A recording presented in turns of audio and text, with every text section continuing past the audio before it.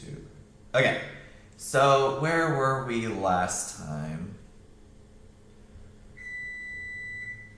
So did we discuss the fundamental theorem of calculus last class? Is that where we left off?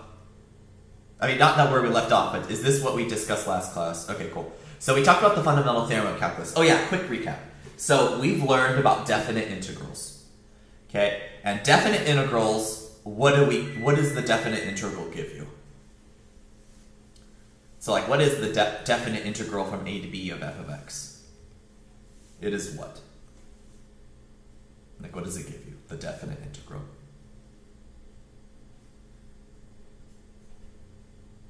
Well, no. That's the fundamental theorem of calculus. The area, Siddhartha said it and Victoria said it. The definite integral gives you the area under f of x between a and b. And you can see it on the screen right there, the symbol. Now, we defined it as the limit of sigma of some rectangles, right? And that was like a real pain to calculate. Oh my gosh, 1 second, there's a beeping, let me turn it off.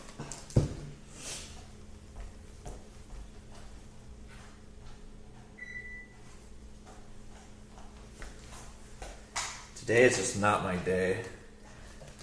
There we go.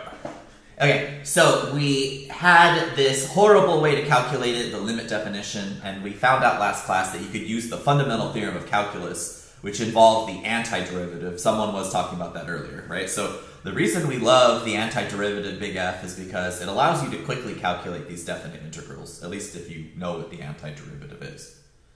Okay. So let's keep going. Let's scroll down. We talked about what is an antiderivative, and then we found out that you can use... Oh yeah, previously we had talked about calculating the average value of a function. We left off, yeah, someone said that, we left off at how can you use the definite integral to calculate an average value, and we did an example of it, right? We found the average value of this velocity function from time equals 0 to time equals 1. Okay. And you can see there in blue in the middle of the screen was the definition of the average value. You did 1 over b minus a, integrate from a to b with your function. Okay, so we're going to continue on with related topics. Okay, so we learned, the whole point of this example was to show you that you can use the fundamental theorem of calculus to calculate the definite integral, which you use to calculate the average value. Okay, so there are these weird functions that are defined by integrals. So let's call this function g. So g, oops, that is way too thick. And what the hell was that? There we go. G of x, let's say, is equal to integrating between 0 and x of some function f of t dt. So this function is defined by an integral. If you want to plug x into your function g, really what you're doing is plugging in some number into the top limit, the upper limit for your integral, right? So let's draw like what this looks like as a picture. This is a little confusing because you have several different functions. So what we've got is our f of t function.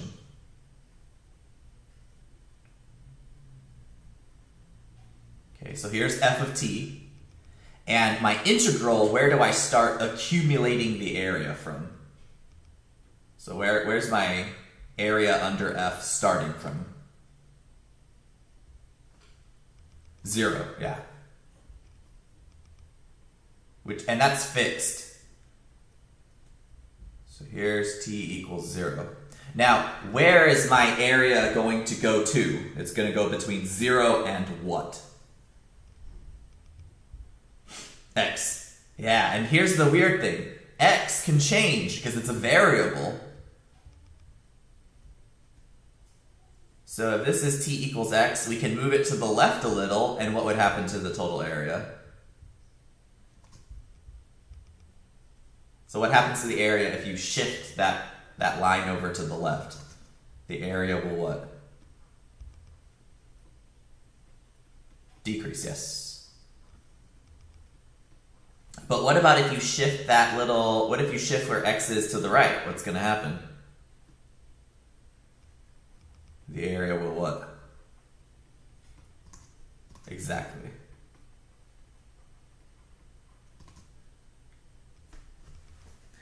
So, g of x is whatever the accumulated area happens to be. It starts over here, and it goes all the way over to wherever t equals x is. But the whole thing is that you can shift that. You can make that bigger, you can make that smaller. So, this function, g of x, depends on the area under the curve of f of t.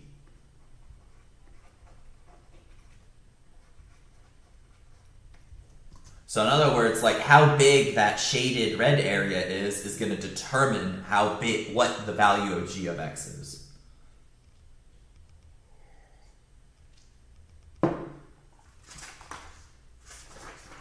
And this is actually pretty cool. We're going to talk about how this works.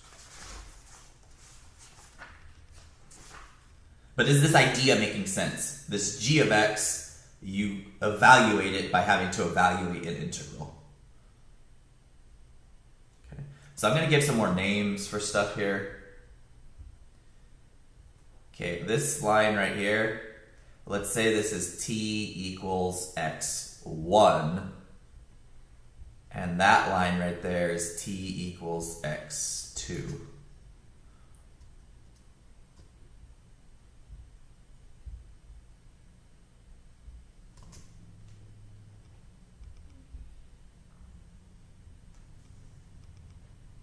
Let's add some space.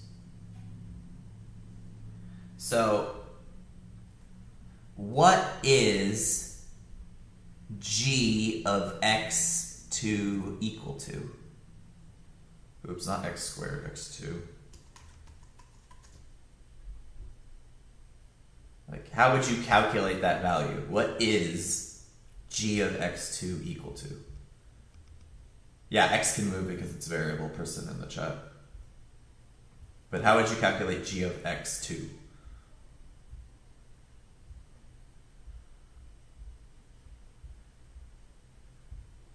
Yeah, the integral from 0 to x2, because that's how we defined it over here, of f of t dt. Good.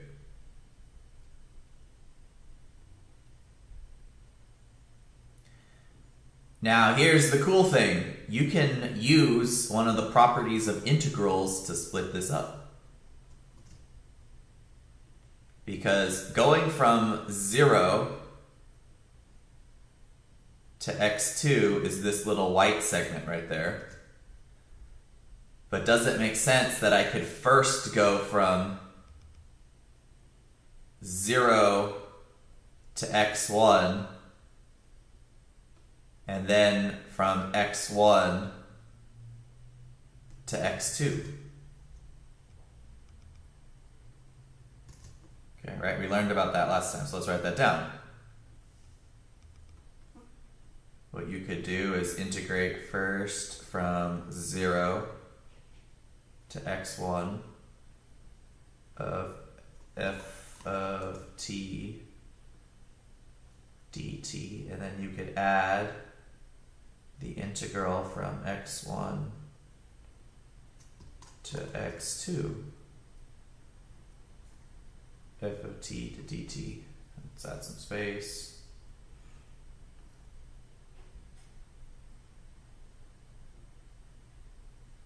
Oops, it's not letting me.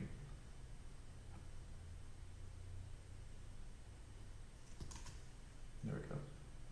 Let's add a little more. Okay. Now, what is this part here the same as?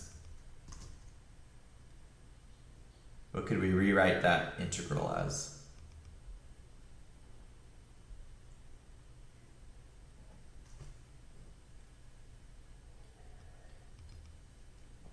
By definition, what is that equal to? It's an integral from 0 to something. If you look up, if you're integrating from 0 to something, what is that the same as? So if you look at that part in blue right there, what can we rewrite that as? Thoughts?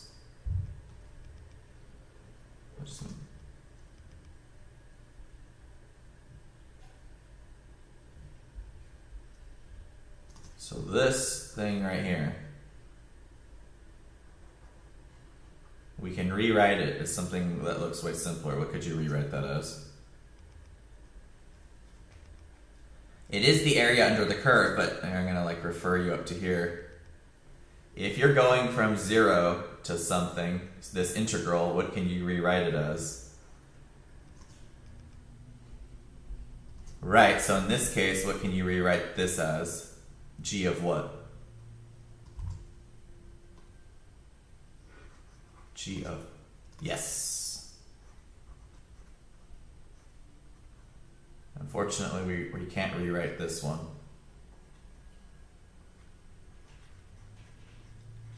But look, apparently G of x2 is equal to G of x1 plus whatever the hell that thing is.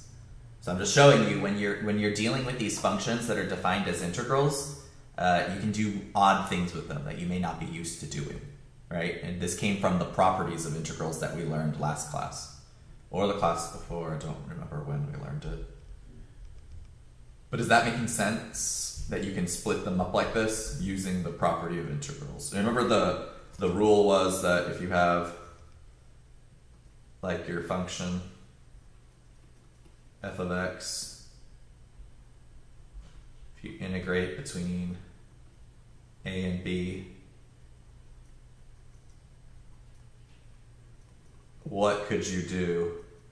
You could choose like some c value in between.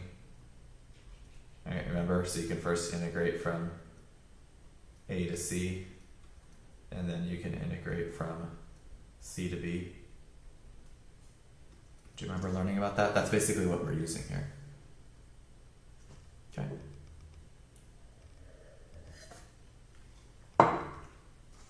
Okay. So, you might be wondering, like, Professor, why the hell are you talking about this? It's because we're going to use this to come up with another version of the fundamental theorem of calculus. So, if you have a function, how do you take its derivative? So if you have some function g of x, how do we define what the derivative is?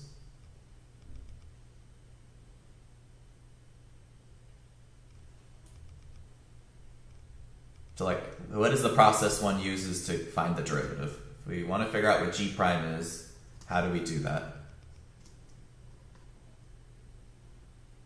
We learned this in 101A. Like, whenever you need to calculate a derivative, what does that always come down to?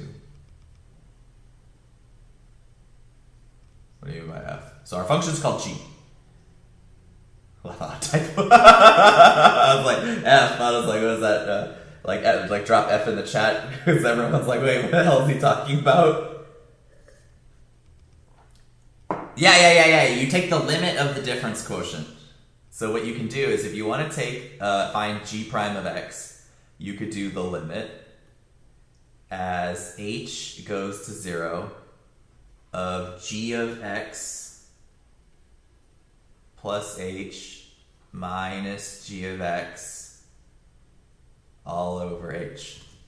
Right? Does everyone remember this? This is like early derivative stuff. I know it probably seems like forever ago. You probably were like, well, what the hell does he want me to do? Like, is he talking about a derivative rule? No, if we're talking about a derivative, like, ultimately, like, you could solve the problem by doing this. Now, for us in this case, for this function defined by a integral, our g of x is integrating from 0 to x f of t dt. So we're going to start plugging stuff in. We get this limit as h goes to 0. We're going to divide by h. Now, what is g of x plus h equal to?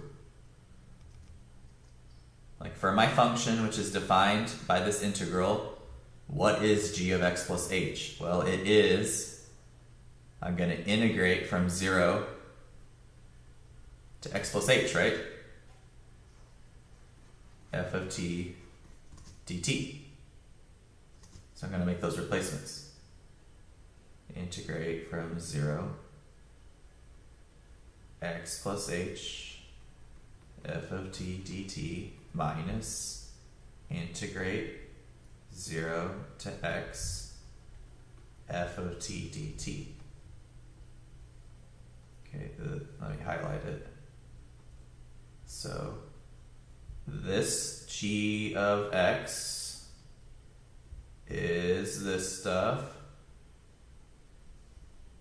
Oh, weird. That didn't turn out the way I wanted, but whatever. And this g of x plus h is this stuff. Oh, it just changed the colors. It didn't actually make them match. But does everyone get that I'm just making the replacement?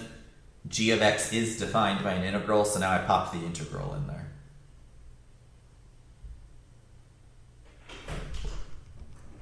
It looks weird, but whatever.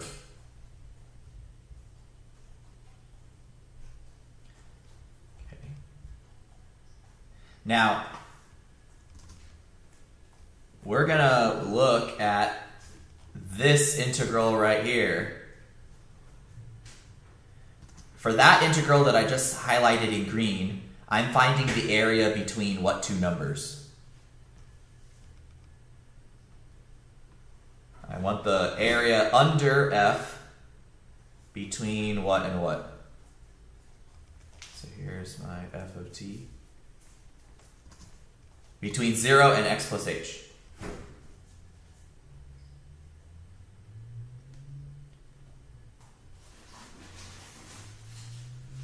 What number has to be between 0 and x plus h?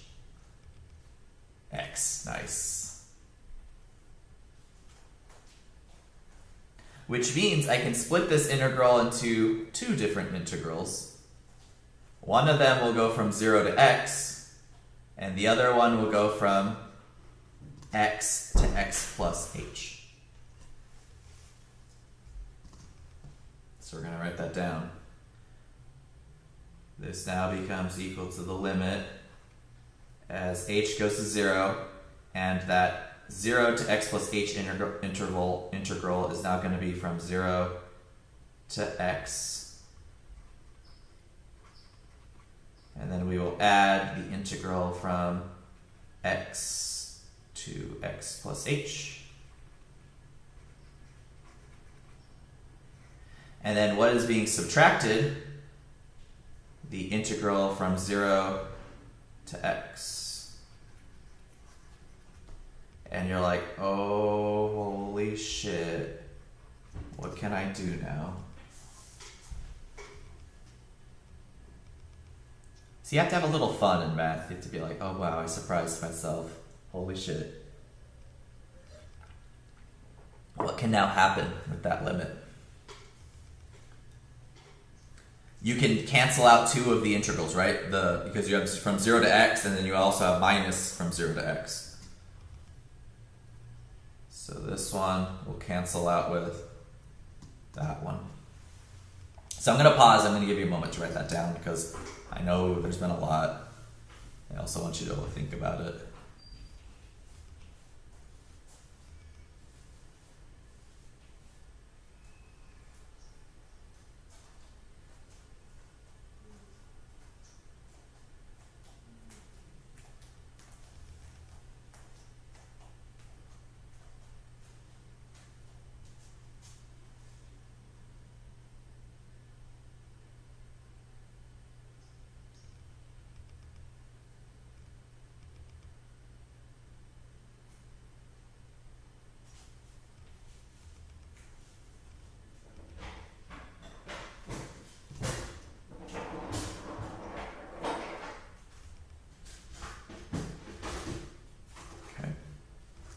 So I'm going to scroll down a little.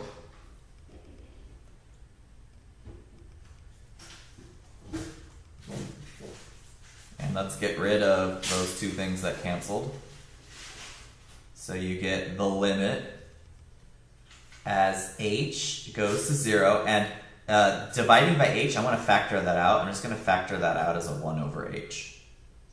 So instead of having this integral divided by h, I'm just going to rewrite it as multiplying by the fraction. So then I'll have times x to x plus h f of t dt.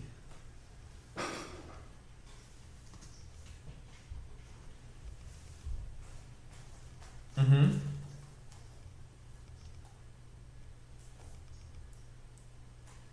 Mm-hmm. The part in red. Right? Right, because they go from 0 to x, right? See, that red part goes from 0 to x. Well, they canceled. One of them's positive and one of them's negative, so they just erase each other.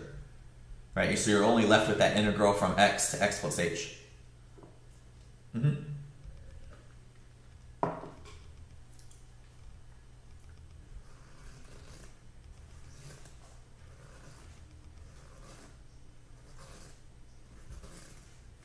Okay.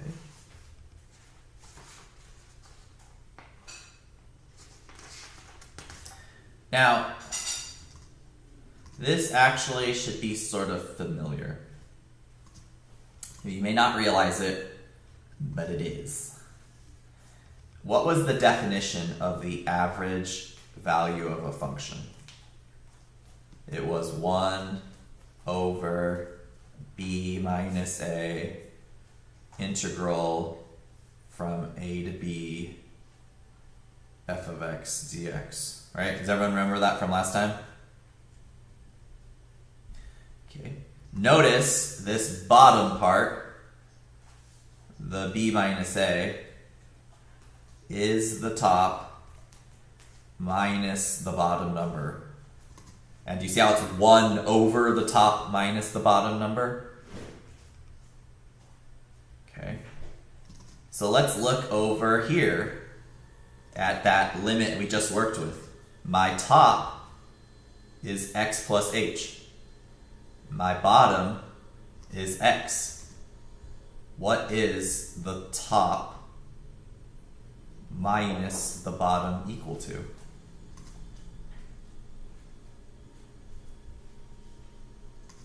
And where do you see that? Oh wait, shit, no, I fucked up. wait. No! This was supposed to work, but it's not. Wait. I made a mistake somewhere.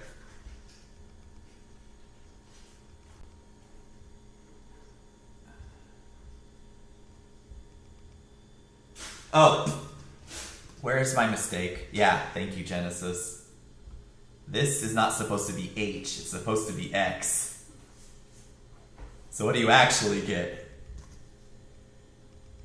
H. And,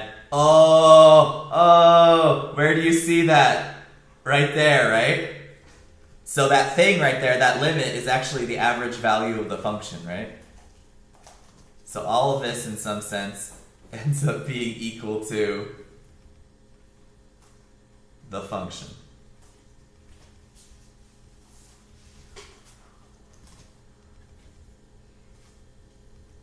Right? Because it's equal to some average value for that function. I should just write f of c.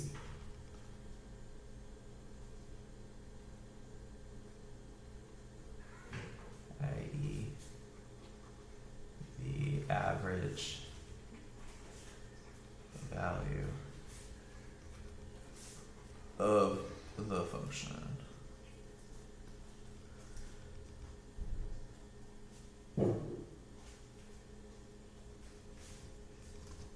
Okay, why am I belaboring this point? Because what I did was I took the derivative of a function defined by an integral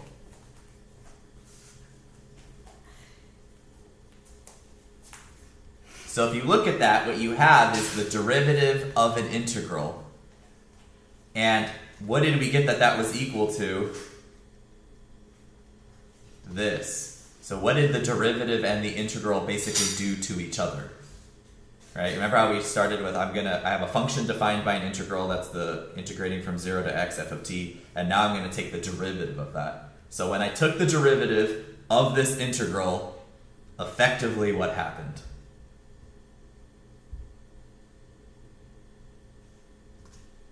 So I'm taking the derivative of the integral of a function f, and then what got spit out? F. Yeah, they canceled out. This is what's called the second fundamental theorem of calculus. Taking the derivative of an integral effectively leads to canceling. So in other words, if you take the derivative of a function defined by the integral, you get that function back. Boom. So it gives you a relationship between what derivatives and integrals do to each other. They're sort of like inverses. They cancel.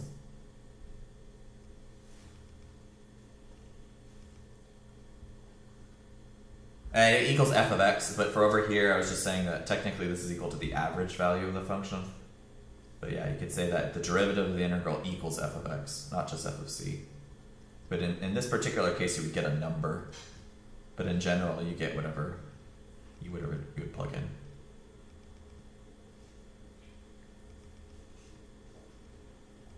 What time do we go until? Is this 12:10? This one? Okay, cool. Yeah. So we got like 15 minutes. So practically speaking, like, what do you do with this? That's what we're going to talk about now. I need to move this down.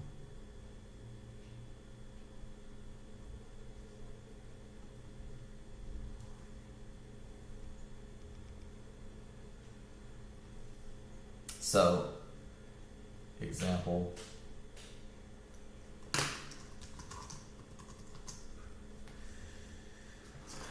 We are going to find the derivative of my function is going to be g of x, and g of x is going to be equal to the integral from 1 to x of 1 over t cubed plus 1 dt. So what I want is g prime.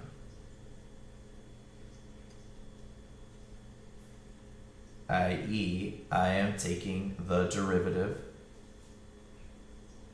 of this integral from 1 to x of 1 over t cubed plus 1.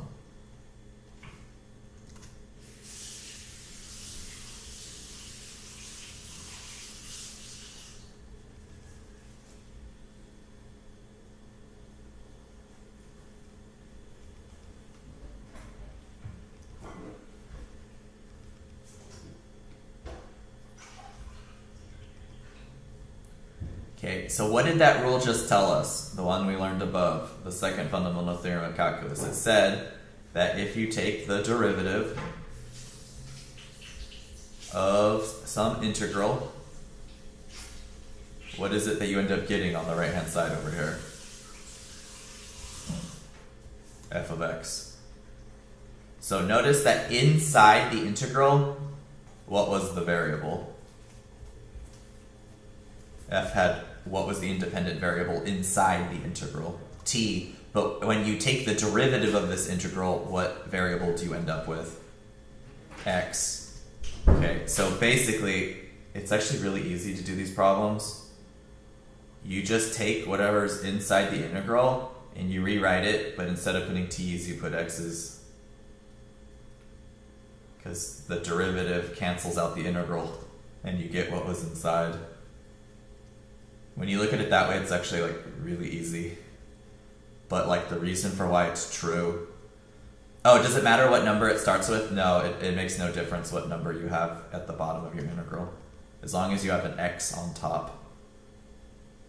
Why does it change from x? Because, okay, that's a good question. We'll talk about that in a moment. Just gonna leave this here so everyone can write it down. And then I'm gonna talk about someone asked me, like, why does it change to x? That's a very good question. But before I talk about it, let me just leave this here so people can just write it down.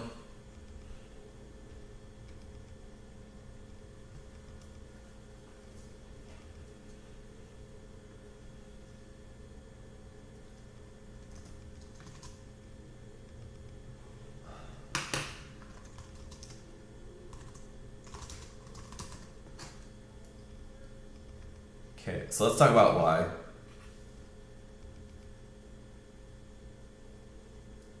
Okay, so let's scroll down a little. So you have to remember that your g of x is equal to some number, let's just say a, to x, f of t dt. Okay, now this x variable is what you plug into g. X is plugged into g of x. And x basically determines how big the area is. You want the area from A to x. Right? Does it make sense that x is variable? We want some area between whatever my A is all the way over to my x. So let's draw that picture. Here's my t-axis, because f of t is the independent variable for f. T is the variable for f. So let's draw our f. There's my f of t function. Now, what values is t going to be integrated between? I want the area between t equals something and t equals something else. So where's my area accumulation going to start? Yeah, you're starting at t equals a. And you're ending at t equals x. You need different variables because x can change. Maybe I want to make the area smaller, and now t goes to some smaller number. Or maybe t becomes bigger to make the area bigger, and the area is bigger. So the x value tells you where you stop accumulating area, and you're doing that on the t-axis. So what you're asking yourself is, because you're taking the derivative of this integral, you're asking yourself, I want to type this, how much extra area do I get if I increase t by some amount, x? Oops, that's not like showing up. Let me edit that. It gets split off at how much do I get?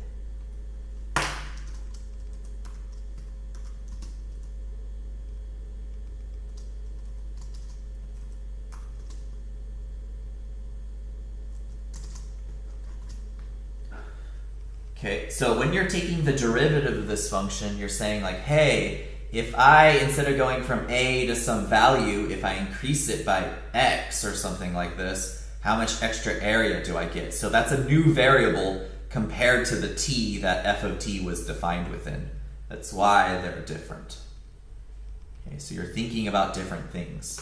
When you're talking about x, you're talking about some area between a and x. When you're talking about t, you're talking about those actual values that the area is between. Okay, so we need two different variables to discuss them. This is sort of a very nuanced point. So if it doesn't completely make sense to you right away, I highly recommend you try to sit down and like explain to yourself what's happening in terms of this function that's defined by the integral. Like go through the notes and see if you can explain it yourself. or if at some point you get lost, like, oh, I have no idea why this was written down. It takes a while to understand this, to be honest. I mean, for some people just get it. Some people it takes a little longer. But I wouldn't feel bad if, like, right away you're like, wait, I don't get why. And that's a very deep question that you're asking. On that note, because it's also Friday, I think we're gonna end here because I'm feeling pretty burnt out. I don't know about you. How's everyone's first week been? I'm gonna stop the recording. Yeah, it's been long. Yeah, also burnt. Yeah.